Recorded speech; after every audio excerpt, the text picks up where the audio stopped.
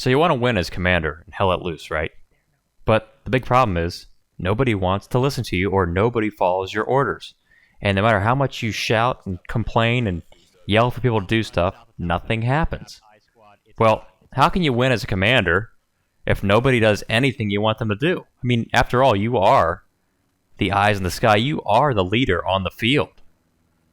I've got some really good tips for you in this episode. The strategy I'm about to show you today helps me to win 80% of my matches. Before I did this, I was winning like 30%. And I was getting really frustrated and basically hated commanding because nobody would ever do what you want them to do. So let's get started. Rule number 1 to being a good commander and hell let loose. First of all, you have to remember, you're not in the military. Nobody actually has to obey your authority. You can't actually shoot people for disobeying you. I mean, it's a game. So a lot of people are in here for fun, and some people are just going to float around and do whatever and completely disobey you. I mean, Dog Squad, if they want to just roam around the town and you keep yelling at them, Dog Squad's just going to sit and do nothing. So, here's the first rule. You can't force anybody to do anything you want them to do. So I find it way easier to work with the flow than against the flow. So if somebody says they want a supply truck top spawn, give it to them. I mean, you have to strategize a little bit and use your resources well. If they want something, they've probably got a mission to go help you win the game. So let them figure out how to help you. To sum up rule 1, let people play the game to win the way they want to win the game. Let the squads do the jobs that they want to do. They're going to figure it out.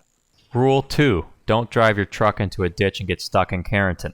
Oh, you gotta be kidding me. This happens all the time. Thanking you kindly. Rule 3, your job is to help your team get to victory. Don't just be a solo player. It doesn't mean you can't go out there and get kills, which you will when you're in the field.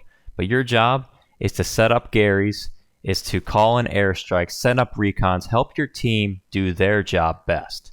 So the commander is largely a big support role, and it's the most important support role. So the best way you can help your team, build Garys, make sure they're not caught blind or out in the open, keep Garys going, and never stop building Garys. So rule 3 is to just build Garys and support your team. A good commander will try and get 8 Garys on the field as quickly as possible, because you don't want to get your team caught empty-handed if a point gets overrun. Here's what I mean, soldier. When you're looking at the map, you've got an attacking objective, pumping station in this case, and a defending objective, town center in this case. The other locked objectives in blue are your defending objectives. The other locked objective in the red is your attacking objective. Don't place all of your garrisons on an attacking or defending objective area.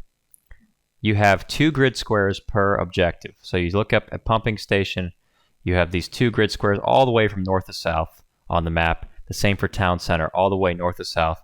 You have all these grid squares to place your Garys for attacking and defending. If the enemy takes your point, you will lose all the Garys in that 2 grid area.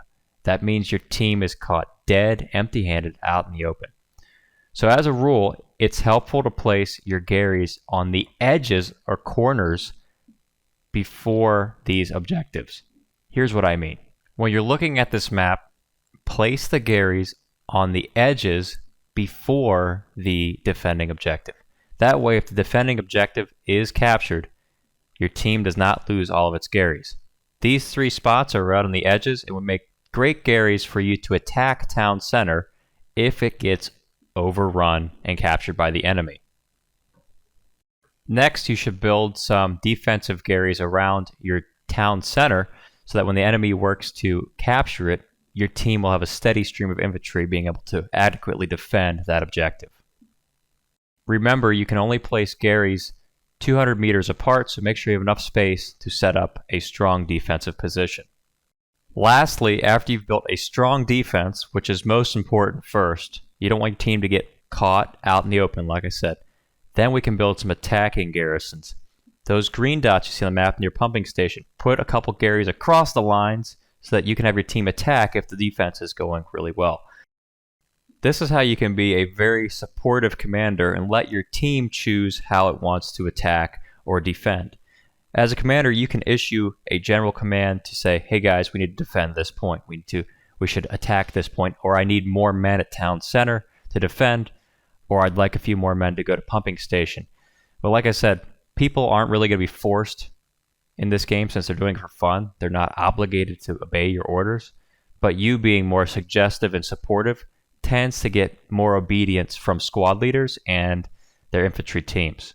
So that's something to keep in mind, is you can't force them, but they will do it if they feel supported and they don't feel like they have to do it. So give them the option and they'll help you win the game. It's a much easier tactic than forcing them. Rule number 5, build nodes. You need engineers to build nodes. Drop supplies to guys, have them build nodes.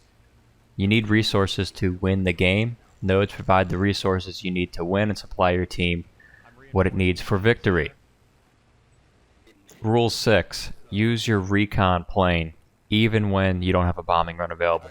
The recon plane will greatly help you in attacking and defending, especially in defending when you're losing a point. So make sure that you use that recon plane well over areas where you think the enemies might be. There's times when the match kind of feels slow. As a commander, it's easy to sit down and be complacent and just say, oh, things are going well. But then you throw a recon plane up and you see that the entire enemy team is on your south flank and there's nobody there to cover it. So having a recon plane up in the air helps you be aware of what enemy movements are on the ground so that you don't get caught in a bad situation where your whole team has to shift.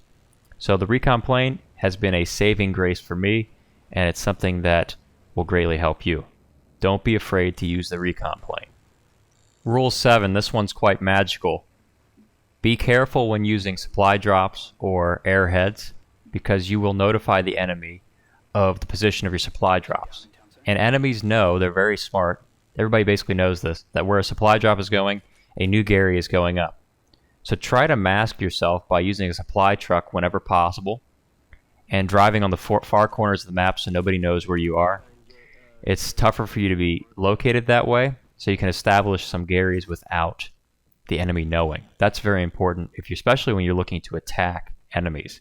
Put those Garys up where they're not able to see you, and do it in a quiet way so that they have no clue you've got Garys up on their attacking position. Be stealthy. Rule 8, this one's really important. As a commander, it can be frustrating and tedious hearing people complain about you or just saying stupid stuff to you, being emotional, being dumb. They're not in your shoes. They have no clue what's really going on. It's funny when the squad leaders are trying to tell the commander what to do, and it's like, yeah, I pretty much know what's going on here, guys. You don't have to tell me because I can see the whole map, and I'm looking at a map for basically an hour and a half. So it can be annoying. Good rule for you is just to have fun with this. When people are being annoying, ignore them. Just brush it off. Don't take it personal. It's not personal. It's a game. Go out there and have fun. That's the main goal of this game. Have fun with it. Rule number 9. Don't be afraid to be on the front lines. This is my favorite. A lot of times commanders can sit back and they just read a map and let everybody else do the work, and they say, oh, commanding's just so boring. We don't have any fun as a commander, so I never play that role. But you can actually have a ton of fun commanding if you get on the front lines with your team. Get in the points and defend the objectives. Attack the objectives when possible. Only do this after you set up a strong Gary position. But there's times when you'll get in the heat of a firefight, you'll be knocking down 5 or 10 guys. And you're useful to helping the team win the objective. So don't be afraid to break out the rifle, start laying down some fire, and having fun. That's what it's there for. You got a rifle for a reason. You got grenades for a reason. Use them. Thanks for watching this video today. I hope it makes you a better commander and have more fun commanding in Hell Let Loose. Like this video, subscribe if you want more content like this, and I'll see you on the front.